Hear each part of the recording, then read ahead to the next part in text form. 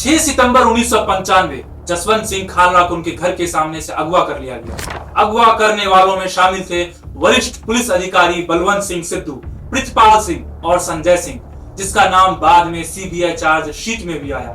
खालरा को थाने में बंधक बनाकर टॉर्चर किया गया, उनकी हत्या कर दी गई और शव को ठिकाने लगा दिया गया। इस वीडियो में हम जानेंगे कैसे अचानक हजारों युवा पंजाब में गायब हो गए और उसे मारने के बाद लावारिस लाश बताकर चुपचाप प्रशासन द्वारा कैसे जला दिया गया। हम यह भी जानेंगे कि खालरा कौन थे, कैसे इन्होंने पूरे सिस्टम को अकेले हिला दिया।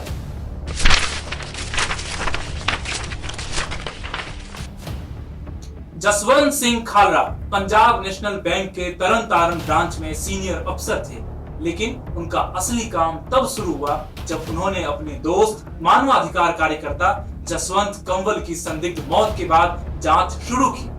उनके हाथ लगे वो सरकारी रजिस्टर जिसमें शमशान घाटों के हजारों अज्ञात शवों का जिक्र था। ये वो दौर था जब पंजाब में आतंकवाद के नाम पर पुलिस को खुली छूट थी। 1984 से 1994 तक का वक्त जब कंवरपाल सिंह गिल, जो केपीएस गिल के नाम से मशहूर है, जैसे अधिकारी पंजाब पुलिस का चेहरा थे, जिन्हें सरकार सुपर कॉप कहती थी, लेकिन बहुत से मानवाधिकार संगठन उन्हें एनकाउंटर स्पेशलिस्ट भी कहते थे। तब के मुख्यमंत्री बेअंत सिंह, जिनकी सरकार ने पुलिस को क्लीन अप ऑपरेशन के नाम पर खुली छूट दे रखी थी, नतीजा ये हुआ कि हजारों नौजवान जिनका ना आतंक से लेना था ना हथियार से, उन्हें गायब कर दिया गया। कोई कोर्ट नहीं, कोई केस नहीं, सिर्फ गोलियां और लावारिस शव का तमगा दिया गया। खालरा ने अकेले इस सिस्टम को चुनौती दी।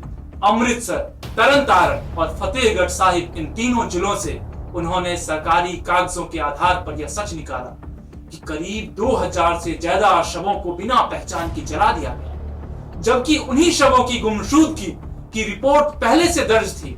खालरा ने इस जानकारी को सिर्फ भारत में नहीं, संयुक्त राष्ट्र मानवाधिकार आयोग यूएनएचआरसी तक पहुंचाया। इंटरनेशनल प्रेस को इंटरव्यू दिए, सबूत दिए, लेकिन सत्ता के लिए यह सब बर्दाश्त नहीं था। 6 सितंबर 1995 जसवंत सिंह खालरा को उनके घर के सामने से अगवा कर लिया गया। अगवा करने वालों में शामिल थे वरिष्ठ पुलिस अधिकारी बलवंत सिंह सिद्धू, प्रितपाल सिंह और संजय सिंह, जिनका नाम बाद में सीबीआई चार्ज शीट में भी आया। उन्हें जलालाबाद और फिर जबाला थाने में बंधक बनाकर टॉर्चर किया गया। खालरा की हत्या कर दी गई और शव को हरी के हेडवर्क्स के पास ठिकाने लगा दिया गया। पहले तो पंजाब पुलिस ने कहा हमसे कोई नहीं उठा, लेकिन जब चश्मदीद गवाह कुलदीप सिंह और एक सीक्रेट पुलिस गार्ड ने आकर गवाही दी तो पूरी साजिश का पर्दाफाश हुआ। केस सीबीआई तक पहुंचा और फिर सुप्रीम कोर्ट। 2005 में 6 पुलिस अधिकारियों को दोषी ठहराया गया, लेकिन उस इंसाफ की कोई कीमत नहीं जो एक जिंदा आदमी की चिता से निकले। पंजाब 95 नाम की फिल्म जो जसवंत सिंह खालरा की जिंदगी पर बनी है, इस सच्चाई को बड़े पर्दे पर लाना चाहती है। फिल्म में खालरा का किरदार निभाया है दमदार एक्टर दिलजीत दोसांझ ने, लेकिन जब सच बोलने से डर लगता है तो सेंसर बोर्ड भी हिचकिचाता है। पहले फिल्म का नाम घल्लू घारा रखा गया, बाद में बदला गया, लेकिन फिर भी 21 कट्स की मांग की गई और अंत में रिलीज पर रोक लगा दी गई, क्योंकि फिल्म दिखाती है कि कैसे एक लोकतंत्र में 2000 नागरिकों को गायब कर दिया गया और कोई पूछने वाला नहीं था। सवाल उठता है कि अगर जसवंत सिंह खालरा चुप रह जाते तो क्या हम इन 2000 लाशों की सच्चाई कभी जान पाते? क्या कोई होता जो इस लहू की राख से हिसाब मांगता? लेकिन यह सिर्फ एक व्यक्ति मतलब जसवंत सिंह खालरा की हत्या या 2000 लाशों की गिनती नहीं है।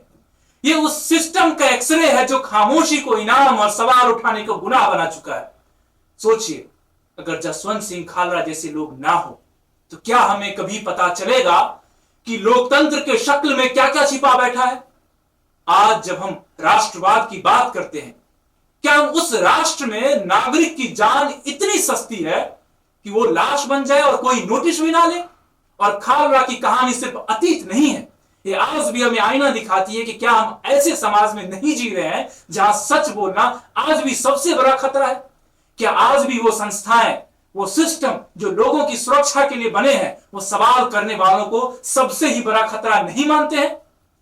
पंजाब 95 फिल्म इसलिए भी जरूरी है क्योंकि ये हमें सिखाती है कि अगर एक अकेला इंसान सच्चाई के साथ खड़ा हो जाए तो पूरा सिस्टम हिल सकता है, और यही डर सत्ता को खाता है।